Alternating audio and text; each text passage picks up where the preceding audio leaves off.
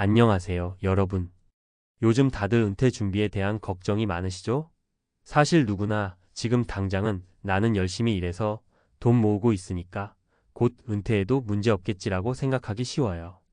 또 아직 은퇴가 멀게 느껴지면 조금 더 있다가 준비해도 충분하겠지 하며 마음을 놓게 되고요.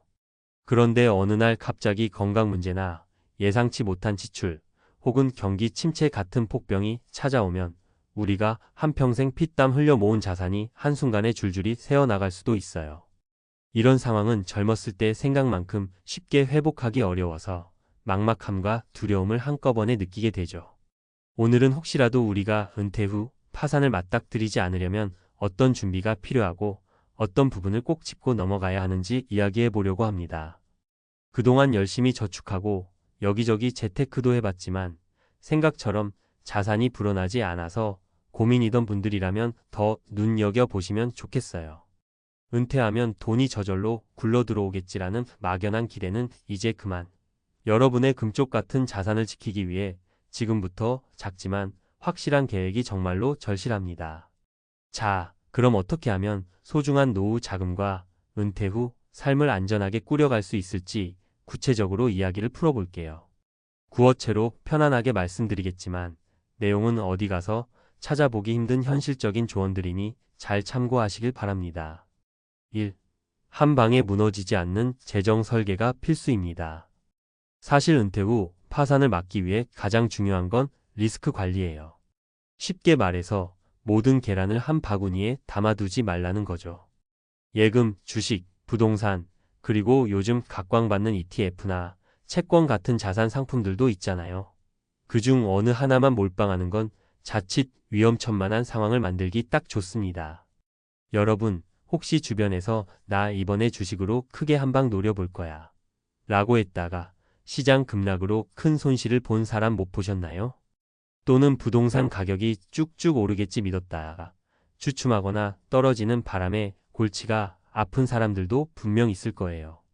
은퇴 자금은 단순히 불리기만을 바라볼 수 없고 안전하게 지키는 게 반 이상이에요. 고위험 자산과 저위험 자산을 적절히 섞어서 변동성을 줄여야 합니다. 첫 번째 사례를 말씀드릴게요. 50대 중반에 퇴직하고 퇴직금 전부를 중소형 주식에 올인했던 어씨가 있어요. 처음엔 어느 정도 수익을 내더니 갑자기 시장이 안 좋아지면서 원금의 3040%를 순식간에 날렸죠. 너무 걱정돼서 밤잠도 설치고 결국 손절해야 하나 고민하다가 손실을 본 상태에서 매도하게 됩니다. 그 다음에는 또 주식은 못 해먹겠다 싶어 전부 은행 예금으로만 돌려놨는데 그나마 남은 퇴직금이 물가상승률조차 따라잡지 못하고 오히려 가치가 줄어드는 악순환에 빠졌어요. 여기서 배울 점은 하나의 자산에만 몰입하는 건 생각 이상으로 위험하다는 거죠. 중장기적으로 시장이 좋아져서 주가가 오를 수도 있지만 타이밍을 못 맞추면 평생 모은 퇴직금을 잃을 수도 있습니다. 은퇴 후라면 재취업이나 추가 소득 창출이 어렵기 때문에 한 번의 큰 손실은 회복하기가 정말 어려워요. 2. 작지만 확실한 지출 통제가 필요합니다. 두 번째로 중요한 건 지출을 어떻게 관리하느냐예요. 사람이 평생 일만 하다가 퇴직하면 갑자기 시간이 많아지잖아요. 그러면 여행도 가고 싶고 이것저것 배우고 싶은 것도 많고 가족이나 지인들에게 베풀고 싶은 마음도 커져요. 물론 적당히 즐기고 누리면서 사는 게 인생의 재미지만 그게 과소비가 되어 버리면 문제입니다. 우리가 소위 택도 없는 지출이라고 부르는 것들이 있어요. 예를 들어 퇴직했으니 이제 가전제품 다 바꿔야지 좀 더 넓은 집으로 이사 갈까? 자동차를 새로 뽑아야지 같은 식의 충동적인 결정들이죠. 뚜렷한 근거 없이 단순히 퇴직했다는 이유로 큰 지출 계획을 세우는 건 매우 위험합니다. 연금이 들어오고 어느 정도 목돈이 있다고 해도 그 돈이 평생 써도 마르지 않을 만큼 충분하지 않을 가능성이 커요. 두 번째 사례로 B씨 이야기를 해볼게요. B씨는 평생 회사원으로 살면서 모은 적금과 퇴직금이 총 3억 원 정도 있었어요. 아내와 자녀도 성인이 되었고 특별히 돈 쓸 일은 없을 것 같다 싶어 갑자기 한번 호탕하게 써봐야겠다고 결심합니다. 퇴직 기념으로 해외여행을 23개월 동안 다녀오고 고급 SUV를 새로 뽑고 노후 생활을 위해 집도 더 큰 평수로 마련했어요. 그런데 문제는 그 뒤로 물가는 계속 오르고 집의 유지비나 자동차 기름값, 보험료 등도 만만치 않게 들었죠. 처음에는 내가 벌어온 돈이니까 내 마음대로 써도 되지라고 생각했지만 막상 몇 년 지나니 남은 돈이 1억 원도 채 되지 않았고 매달 들어오는 연금으로는 생활비 감당이 벅차졌습니다. 나중에 건강 문제까지 겹치니 병원비 부담이 큰데 더 이상 지출을 줄일 방법이 없어 살얼음판 같은 삶이 이어지는 거예요. 이런 사례에서 알 수 있듯 은퇴하고 나면 가파른 현금 흐름이 끊기기 때문에 자신의 라이프 스타일에 맞는 지출 규모를 정해두고 신중하게 돈을 써야 합니다.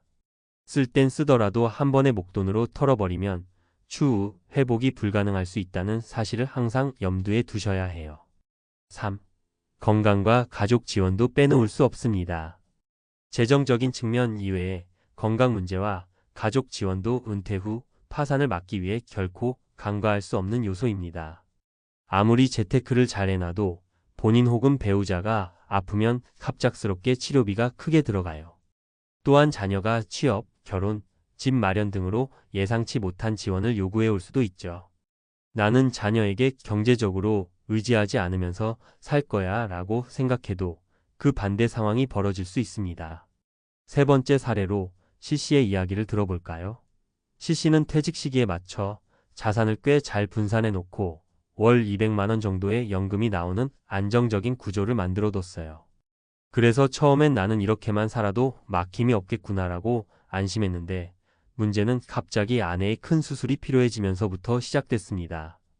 건강보험이 커버하지 못하는 부분도 상당히 있었고 병원 입원 중에 간병인 비용부터 각종 약값이 예상보다 훨씬 컸죠. 게다가 대학원에 다니던 자녀가 공부를 좀 더 하고 싶다면서 유학을 준비하는 바람에 C씨 부부는 한두 달 고민 끝에 자녀를 지원하기로 결정합니다. 그 결과 건강 관련 비용과 유학 비용으로 1억 가까운 돈이 순식간에 나갔어요. 여기서 중요한 건 은퇴 후에도 예상치 못한 지출이 언제든 생길 수 있다는 점이에요. 가능하다면 의료비나 가족 지원금으로 쓸 수 있는 별도의 비상금을 책정해두는 게 좋고 의료보험과 실손보험 등을 꼼꼼히 챙겨서 가입하는 것도 큰 도움이 됩니다. 당신의 자산을 지키는 비법 요약 정리. 자, 지금까지 은퇴 후 파산을 막기 위해 꼭 알아둬야 할 포인트들을 3가지 사례를 통해 살펴봤어요. 다시 한번 정리해 볼게요. 자산 배분이 핵심이다. 주식, 채권, 부동산, 예금 등 다양한 자산에 분산 투자하자. 리스크 관리에 실패하면 은퇴 이후 한 번에 무너질 수 있다. 지출 관리, 특히 충동적인 목돈 지출은 최대한 피하자. 은퇴 후엔 꾸준한 현금 유입이 없기 때문에 목돈이 크게 나가면 회복이 어렵다. 욕심내지 말고 매달 혹은 매년 쓸 수 있는 범위를 미리 계산해 두자. 건강과 가족 지원도 고려해 별도의 비상금 마련하기. 본인 혹은 배우자의 갑작스러운 질병이나 사고는 언제든 발생할 수 있다. 자녀가 뜻밖의 지원을 요청해 올 수 있다는 사실도 염두에 두자. 물론 완벽한 대비책이라는 건 세상에 없어요. 하지만 여러분이 이런 기본적인 원칙과 정보를 알고 준비해 둔다면 은퇴 이후 상황에서 맞닥뜨릴 수 있는 돈 문제를 훨씬 더 유연하게 해결하실 수 있을 거예요. 마무리하며 이제 은퇴를 준비하거나 이미 은퇴하신 분들 모두 마음 한편이 조금은 무거워지셨을 수도 있어요. 내가 잘못해 놓은 부분이 있었나? 하고 돌아보게 되고 앞으로 더 어떻게 준비해야 하지? 라는 고민도 생길 겁니다. 걱정 많아지시죠? 그런데 너무 늦었다고 포기하실 필요는 전혀 없어요. 지금이라도 작은 부분부터 차근차근 살펴보면 됩니다. 예를 들면 현재 내 자산이 어떤 상태인지 총체적으로 파악하는 게 첫 번째겠죠. 그리고 내게 들어오는 연금, 확정급여, 혹은 부수적으로 발생할 수 있는 소규모 임대 소득 등 모든 현금 흐름을 다 적어보세요. 반면 예상되는 지출도 건강보험료, 생활비, 각종 세금, 차량 유지비 등 빠짐없이 체크해야 합니다. 그러다 보면 내가 너무 많은 돈을 쓰고 있었구나, 혹은 조금 더 안전한 금융상품이나 보험에 넣어둬야겠다라는 깨달음을 얻을 수 있어요. 마지막으로 강조하고 싶은 건 늦었다고 생각할 때가 가장 빠른 때라는 말이에요. 60세가 넘어서거나 70세가 다 되어간다고 해도 지금부터 시작하면 적어도 아무런 준비 없이 맞이하는 것보다는 훨씬 나은 노후를 보내실 수 있습니다. 힘들어도 길게 보고 차분히 대비하는 습관을 들이면 은퇴 후에도 안정적으로 살 수 있는 가능성은 분명히 커질 거예요.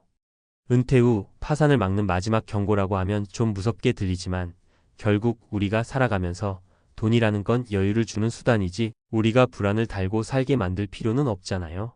평생 고생하면서 번 소중한 자산을 지켜내려면 욕심 부리거나 마음 놓지 않고 균형 있게 지출 계획을 세워나가는 게 중요하다는 점 잊지 마세요. 힘든 순간이 오더라도 반드시 대비책이 있다는 사실, 그리고 준비만 해두면 여러분의 노후는 훨씬 편안해질 거라는 걸 기억하시면 좋겠습니다. 오늘 전해드린 이야기가 여러분께 조금이라도 도움이 되길 바라면서 여기서 마무리하도록 하겠습니다. 부디 여유로운 은퇴 생활을 누리시길 응원합니다. 항상 건강 챙기시고 지혜로운 지출과 투자를 통해 행복한 노후를 맞이하시길 바랄게요. 감사합니다.